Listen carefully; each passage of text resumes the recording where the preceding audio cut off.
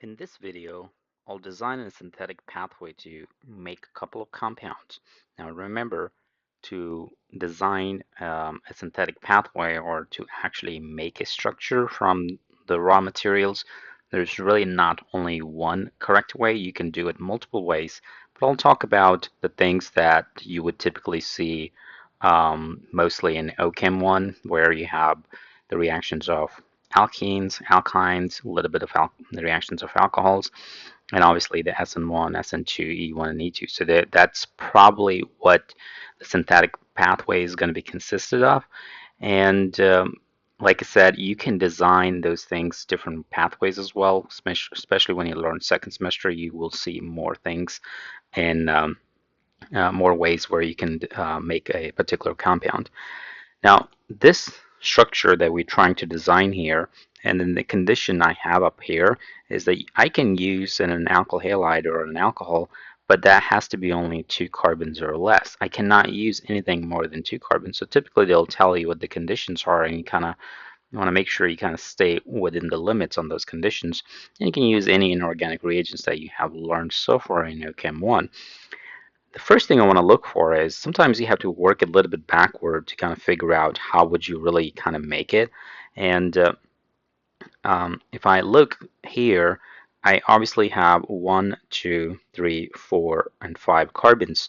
So, well, I can only start out with 2, so you got to figure out a way of how to be connecting the carbons or making it a longer chain. And one of the ways that we have learned so far that you can make the carbon chain longer is through the alkynes, because you're going to use the acetylide as your nucleophile, and you can use an alkyl halide to make an extended chains.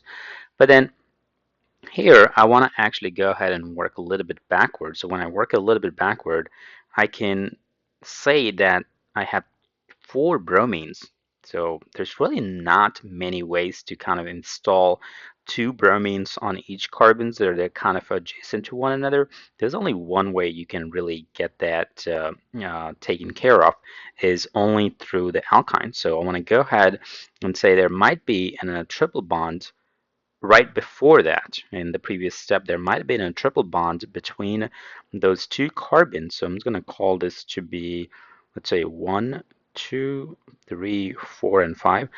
And then that triple bond was really the one that gets bromine added twice, and that's how you get those 4 bromine. So this is probably what it looks like right before I actually get to this point here. So we're kind of doing it a little bit from a retro there.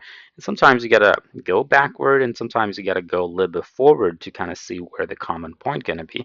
Now to go from here to here, if you recall, what I really use is the Br2, at least 2 equivalent, and the solvent that you can use would have been CCl4 in that case. So that's how I would really go from that to that, and I can figure out I can rewrite that later on as well. But let's just kind of work it backward a little bit.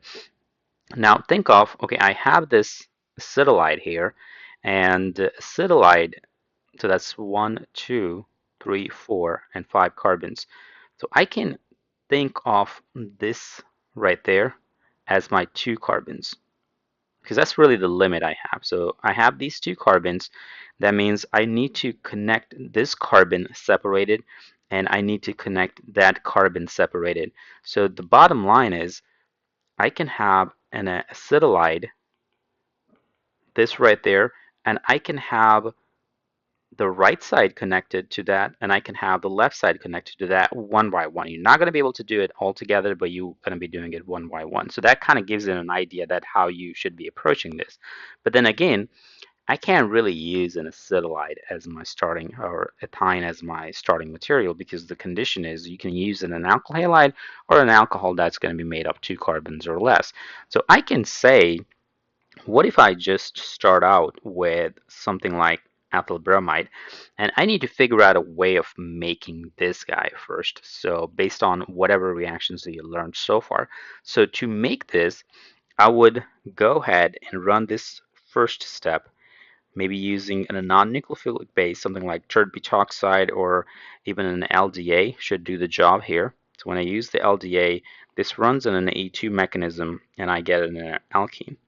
Because remember, the only way you can make alkynes is by going through the alkenes and the vicinal dihalide. And then I'll go ahead and use, in the second step, I'll use Br2 in the presence of CCl4. That's just an addition reaction that puts 2 bromines on those 2 carbons. Bromine here, bromine here. And then from here, I can go ahead and run an SN double elimination reaction here where I would use possibly an excess NaNH2 in the beginning, or I can use 3 equivalent, but I'm just going to go ahead and use an excess and I will have it work it up with a water acid. So what I make here is an ethyne here. And then I can go ahead and replace or remove one of these hydrogens by running an acid-base reaction. So that would have been number 5 step here. And I would use 1 equivalent NaNH2. And when you do that, I get a triple bond on that carbon. Now, once you're done with that, now you kind of in this scenario where once I get this center piece here, I can run an SN2 on the right side, and I can run an SN2 on the left side one by one. So let's say I'm going to go ahead and run an SN2 on the right side first. It doesn't really matter which way you run. So I can use something like CH3Br.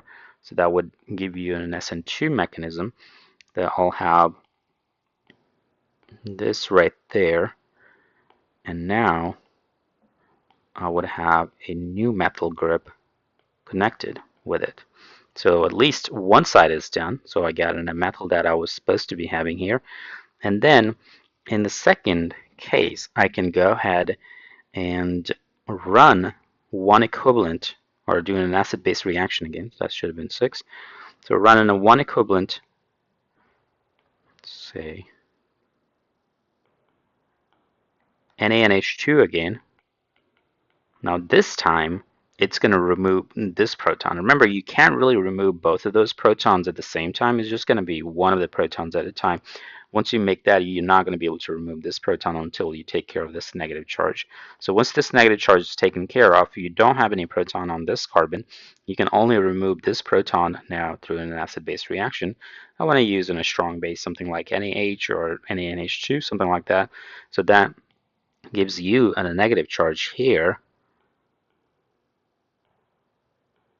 Okay, I'm just going to use the same color here, or maybe I can use a different one just to be consistent. And now I need to have 2 carbons on the left side. So for 2 carbons to have on the left side, I can go ahead and use ethyl bromide. The ethyl bromide that I have used earlier in the reaction here, the same one. So that would have been number 8 here, and that should make the correct number of carbons in the chain. So I get CH2 here and a CH3 attached. And then from here on, I can do number 9. And when I do number 9, I would say, okay, I'm going to use Br2, 2 equivalent in the presence of CCl4. You may say excess is fine, and that would make it tetrahalogenated alkane in this particular case. So this is how you're going to be doing this one. Now I have another example here. Let's say I'm trying to make this one here. So kind of same story. I do see in a triple bond here, so that could be the connecting point. And then I would say I have, let's say, on one side, I have just 1 carbon, so that would be just in a methyl bromide SN2 type. On this side, this kind of looks a little bit different than what we've seen so far, but this is a kind of a special one where you have the OH and this alkylide here, or triple bond here. You can use an epoxide. So first of all, to get to kind of, let's say, I'm going to go say up to technically this point is really going to be the same. So I'm going to copy this, put this down here.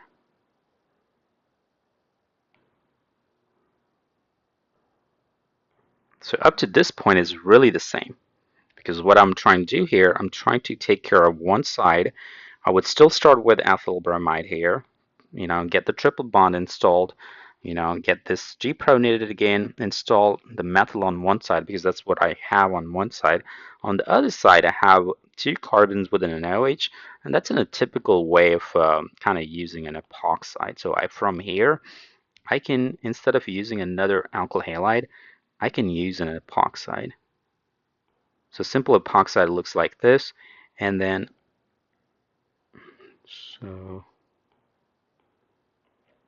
so when it does the reaction here, I would have this kind of doing the backside attack, and then this would open up. All right, so then that would have been just number 8. And when you run that, I would get CH3 here, and then I would get a CH2 here, and a CH2 here with an O minus basically. So I'm just kind of drawing those with the carbons kind of written out.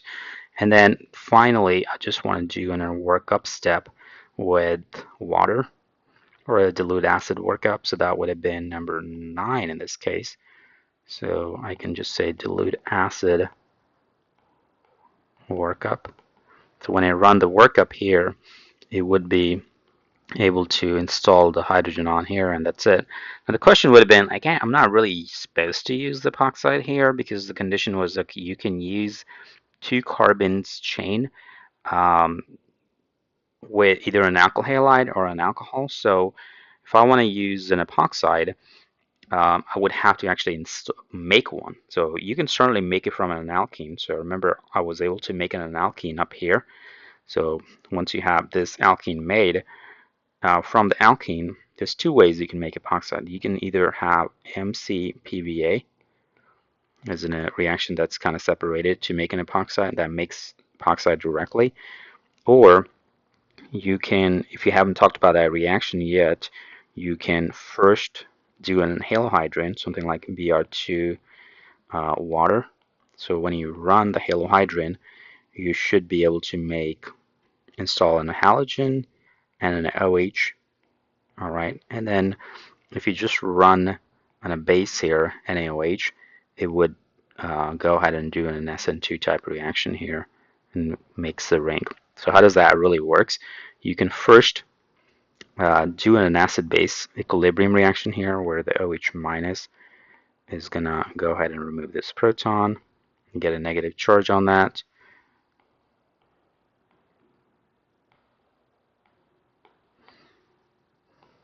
And then this oxygen with the negative charge is kind of right there. So due to being kind of right there, it can do a backside attack here, and then this kind of move out. So that typically runs in like an SN2 type of reaction.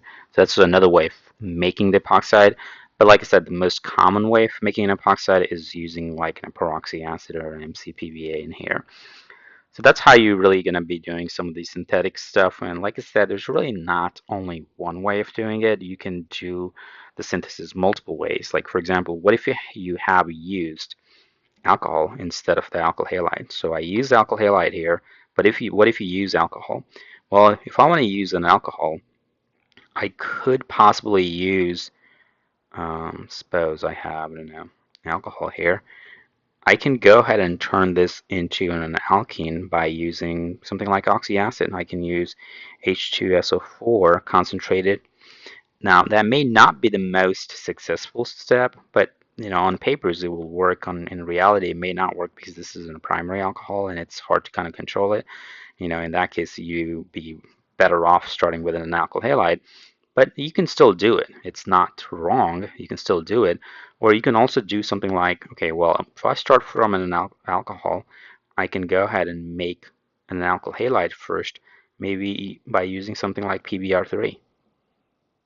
All right, even I can use SSCl2, that would install the chlorine here, but then after that you can kind of come down using an LDA, doing an E2 and making an alkene here.